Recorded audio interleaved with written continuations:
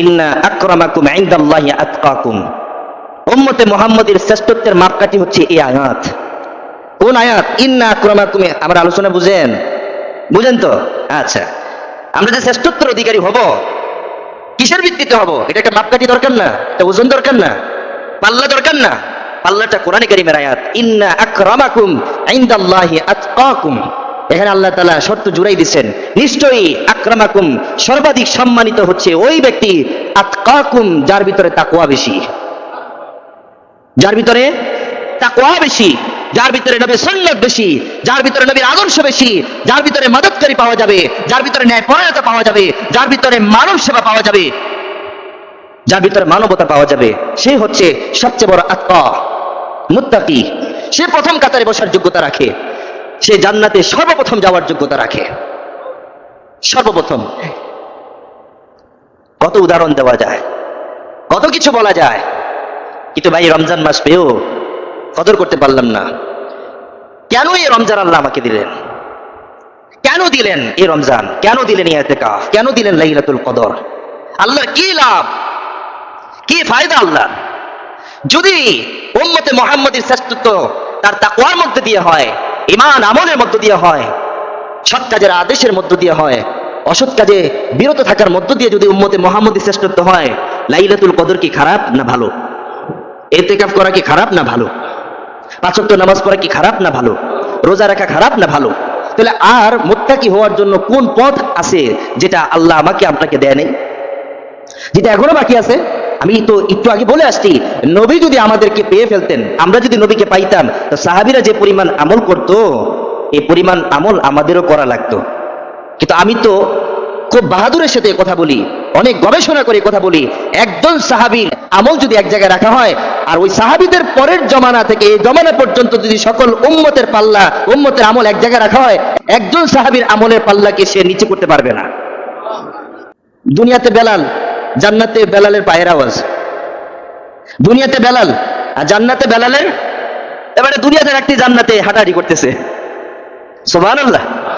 দুনিয়াতে হাঁটতেছে বেলাল, আর নবী শুনে আমি তো জান্নাতে বেলালের হাঁটার আওয়াজ শুনতে পাচ্ছি। সাহাবীদের ঈমান আর আমাদের ঈমান এক হবে কখনো? পাল্লা, কত পাল্লা আনবেন? বেলালের ঈমানের মতো কারো ঈমান হবে না, কারো ঈমান হবে না। কি আমল আছে বলেন? কোন আমলটা আল্লাহ আপনাকে দিলে আপনি মুত্তাকি হয়ে যাবেন? কত সহজ আমল আপনি চান বলেন? কোন আমলটা আপনার দরকার? মাঝে মধ্যে আল্লাহকে প্রশ্ন করি, আল্লাহ নবীদেরকে পাঠাইয়া ওনাদেরকে কষ্ট না দিয়ে আমাকে সবাই নবী বানাই দিতেন। মাঝে মধ্যে প্রশ্ন করি আল্লাহ রে, মনে মনে প্রশ্ন করি। এই প্রশ্ন তো আপনাদের দিলেও আসবে না, মগজে আসবে না। ভাবি, হে আল্লাহ, যে নবী মুহাম্মদ সাল্লাল্লাহু আলাইহি সাল্লামকে, আদম আলাইহিস সালামকে, নূহ আলাইহিস সালামকে কি দরকার 950 বছর কিল ঘুষি খাওয়াইয়া শেষ করে দিয়েছেন।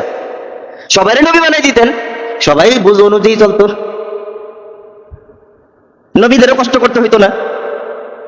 কিন্তু প্রশ্নের উত্তরটা সাথে সাথে চলে আসে, আমি যদি সবাইকে নবী বানাই দিতাম, তাহলে একজন যে আরেকজনকে দেখে অনুপ্রাণিত হবে, এই পথটা বন্ধ হয়ে যেত। একজন আরেকজনের আমল দেখে যে অনুপ্রাণিত হইতো, আরে সে আমার চেয়ে এত বেশি আমল করে, তো আমিও আজ থেকে তার চেয়ে বেশি আমল করব, এই যে অনুপ্রাণিত হওয়ার যে রাস্তাটা, পথটা, এটা বন্ধ হয়ে যেত। তখন সবাই নিজেকে শ্রেষ্ঠত্বের দাবি করত, ঠিক না বেঠিক? আমি শ্রেষ্ঠ, সে বলবে আমি শ্রেষ্ঠ, সে বলবে আমি শ্রেষ্ঠ, মারামারি লেগে যাবে, দ্বন্দ্ব সৃষ্টি হবে, কাটাকাটি হবে। আল্লাহ বলছে না, এই কাটাকাটি করা যাবে না। এই জন্য আমি একজনকে নবী বানায় পাঠাইছি, এই জন্য ওনার উপরে দায়িত্ব বেশি, কর্তব্য বেশি। ওনাকে আমি রোল মডেল বানাইছি, যেন ওনার আমল দেখে, ওনার শক্তি দেখে, ওনার ধৈর্য দেখে গোটা পৃথিবীর মানুষ যেন এই মানুষকে অনুসরণ করে, অনুপ্রাণিত হয়ে আমল করে সাহাবীদের মতো শ্রেষ্ঠত্ব অর্জন করতে পারে। এটা বোঝার জন্য একটা উদাহরণও মাথায় চলে আসছে আমার। একটা ক্লাসে সব ছাত্র শ্রেষ্ঠ, একটা ক্লাসে সব ছাত্র কি শ্রেষ্ঠ। এখন বলেন তো, কোন ছাত্র কোন ছাত্রকে দেখে অনুপ্রাণিত হবে? কোন ছাত্র কোন ছাত্রকে দেখে শিখবে? শিখার কিছু আছে? সবাই তো শ্রেষ্ঠ। রুল এক বলবে আমার রুল এক, পাশের জন বলবে আমার রুলও তো একই, এর পাশের জন বলবে আমার রুলও তো এক। এক তো অন্যজন থেকে শিখবে না। এখানে তো দুই কেউ নাই, তিন কেউ নাই, সব এক। তাহলে শিখবে কোত্থেকে? আল্লাহ বলছে আমি নবী গোটা জাহানের জন্য এক এক সময়ে এক এক নবীকে পাঠাই দিয়া রুল এক রাখছি, আর সকল রুলারদেরকে বলছি এই এককে অনুসরণ করো, মুক্তির পথ পাইয়া যাইবা। কারণ যে নবী তার দায়িত্বটা তোমাদের চেয়েও বেশি। এখন আমরা যদি সবাই নবী হয়ে যেতাম তাহলে আমাদের দায়িত্ব কর্তব্য বেশি হয়ে যেত। আমরা পারতাম না ভাই, আমরা পারতাম না। আমরা যুদ্ধ করে নষ্ট হয়ে যেতাম, নষ্ট হয়ে যেতাম, ধ্বংস হয়ে যেত। এই জন্য কোরআনে কারিমে আল্লাহ আয়াত নাজিল করে জানাই দিয়েছেন, যদি তোমাদের দুই খোদা থাকতো তো দুই খোদা দুনিয়া চালিত করবে, দুই খোদার ভিতরে মারামারি লেগে দুনিয়া ধ্বংস হয়ে যেত। এই জন্য আল্লাহ কোরআনে কারিমে আয়াত নাজিল করছেন। নাস্তিকরা তো প্রশ্ন করে, এক খোদা আল্লাহ হয়ে তো স্বৈরাচারী হয়ে গেল, আল্লাহ আরেক খোদা সৃষ্টি করলো না কেন? আরে বেকুব, যে আল্লাহ আরেক খোদাকে সৃষ্টি করবে সে আল্লাহ তো ওই খোদারই অধীন হয়ে গেল, সে আবার আল্লাহর ওই লোক থেকে। কথা বলেন না কেন?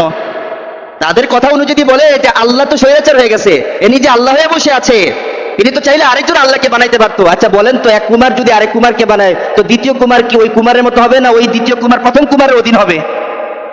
দ্বিতীয় কুমার প্রথম কুমারের অধীন হবে। অর্থাৎ একজন শিক্ষক, বায়োলজির শিক্ষক, সে যদি তার ছাত্রকে বায়োলজিতে পাক্কা বানায় দেয়, এখন কি এই বায়োলজির ছাত্র আর বায়োলজির শিক্ষক কি এক হবে, নাকি তারতম্য হবে? পরিচিতি এক, শিক্ষা এক, ধরেন লম্বা এক, হাইট এক, গঠন এক, সব দিকে এক, কিন্তু কথা হইলো যে বানাইলো আর যার দ্বারা সে সৃষ্টি হইলো দুইজন কি এক হইলো? এক হইলো?